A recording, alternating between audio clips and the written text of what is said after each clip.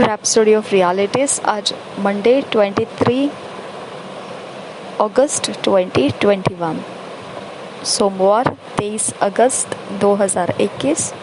Rhapsody of realities में आज pastor Chris ओयाखिलोम द्वारा जो वचन आज सीखने के लिए मिला है, फिलिपियंस 2 चैप्टर 8 वर्स। फिलिपियों की पत्री 2 अध्याय 8 वचन के आधार से आज का विषय है द पावर ऑफ ओबीडियंस, आज्ञा पालन की सामर्थ।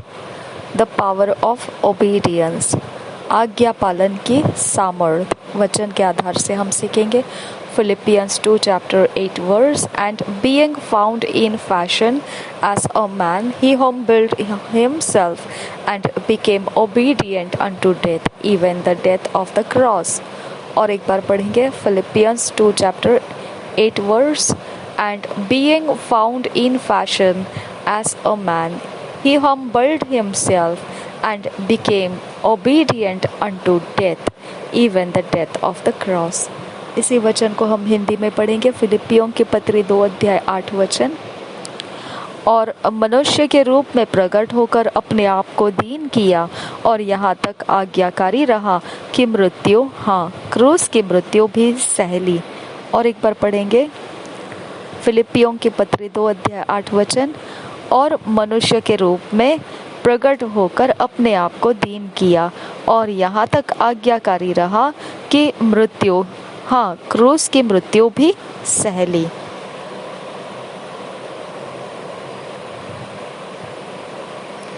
God has his structures and systems and operates by principles, but there are those who always choose their own way। परमेश्वर के पास उसकी अपनी रचना है और व्यवस्था है और वह सिद्धांतों के द्वारा काम करता है, परंतु ऐसे भी कोई है जो हमेशा अपने ही तरीकों को चुन लेते हैं। The Bible says there is a way that seems right to a man, but the end thereof are the ways of death। Proverbs 14 chapter 12 verse। पवित्र बाइबल नीति वचन में 14 अध्याय के 12 वचन में इस प्रकार से कहता है,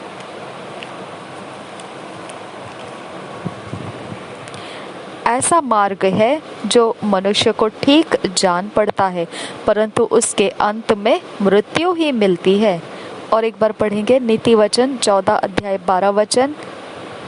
ऐसा मार्ग है जो मनुष्य को ठीक जान पड़ता है, परंतु उसके अंत में मृत्यु ही मिलती है।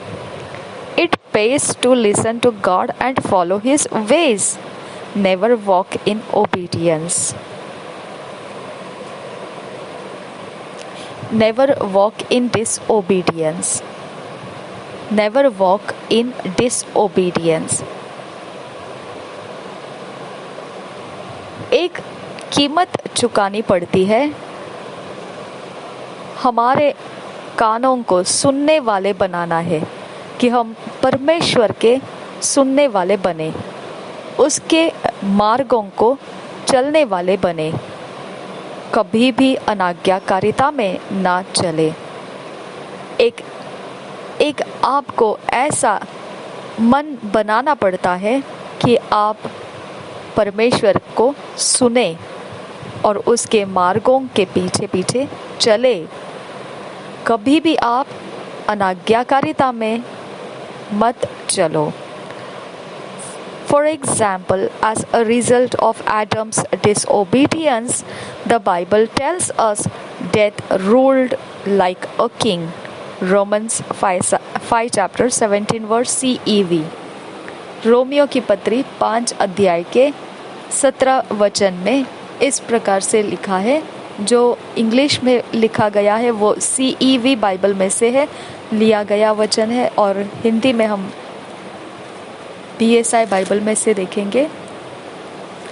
CEV बाइबल में ऐसा लिखा है, death ruled like a king.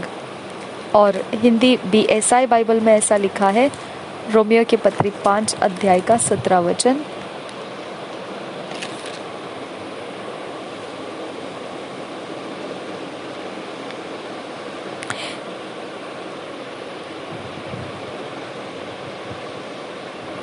क्योंकि जब एक मनुष्य के अपराध के कारण मृत्यु ने उस एक ही के द्वारा राज्य किया, ऐसा लिखा है। मृत्यु ने उस एक ही के द्वारा राज्य किया, ऐसा लिखा है।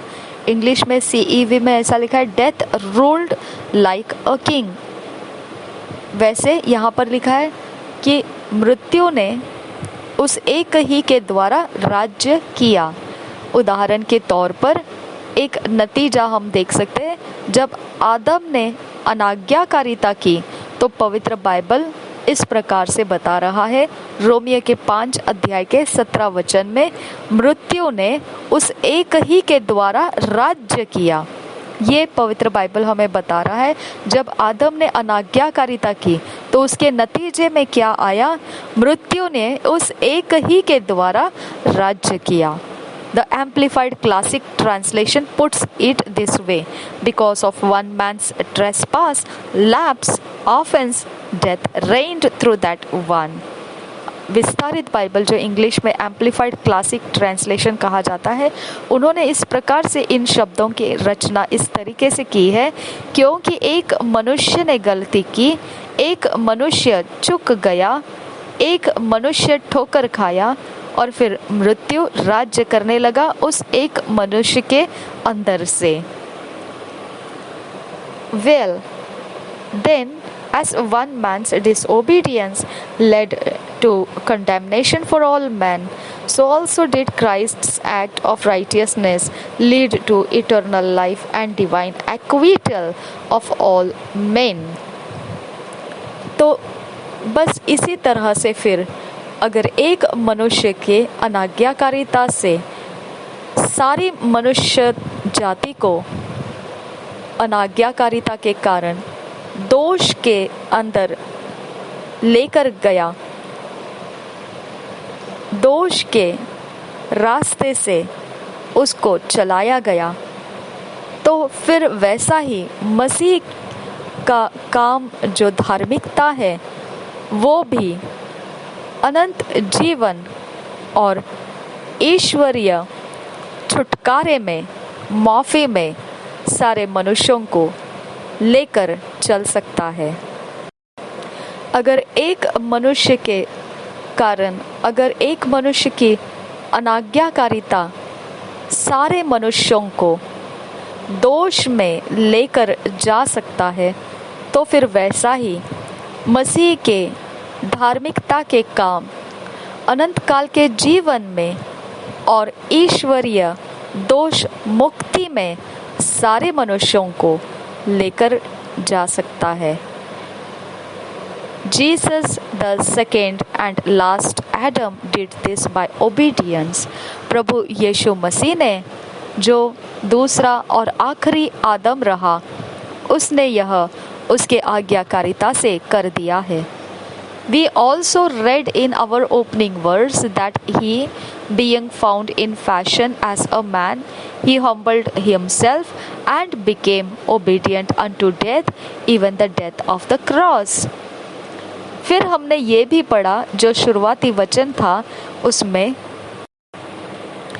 और मनुष्य के रूप में प्रकट होकर अपने आप को दीन किया और यहाँ तक आज्ञाकारी रहा कि मृत्यु, हाँ क्रूस की मृत्यु भी सह ली।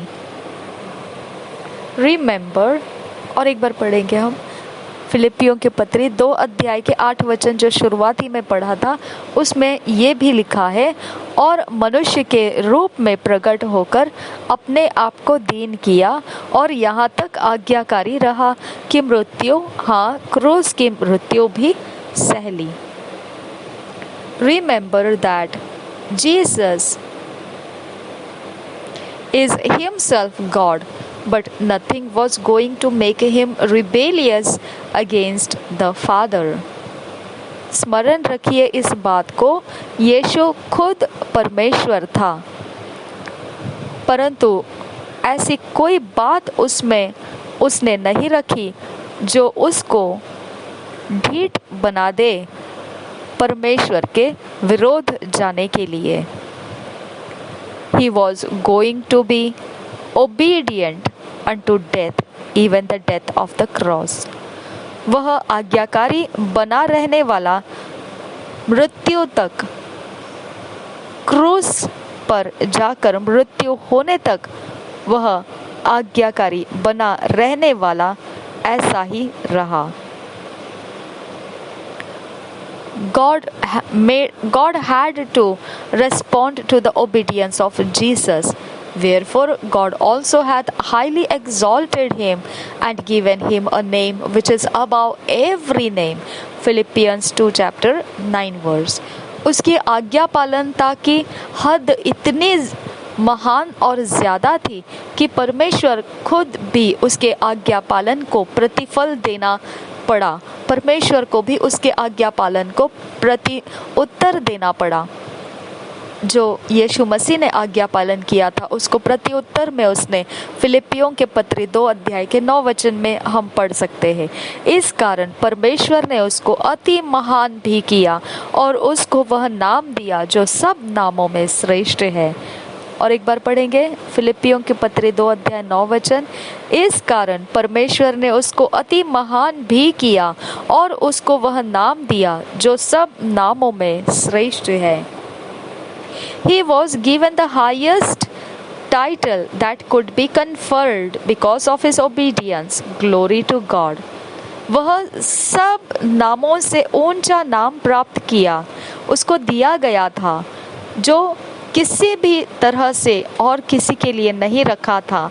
ऐसा नाम जिसके सामने कोई खड़ा नहीं रह सकता है, कोई विरोध करता हुआ रुक नहीं सकता है। ऐसा वो नाम जिसको कोई बंदिश में नहीं डाल सकता है। ऐसा वो नाम, क्योंकि उसकी आज्ञा पालनता उसका कारण रहा। महिमा हो परमेश्वर की।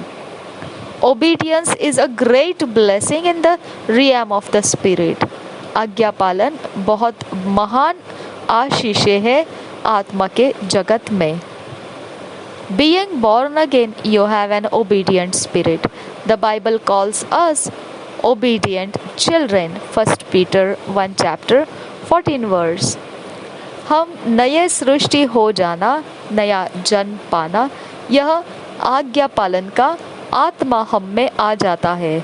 और पवित्र बाइबल इस प्रकार से हमको पुकारता है, आज्ञाकारिता के संतान। यह हम पढ़ सकते हैं पहले पत्रस के 1 अध्याय के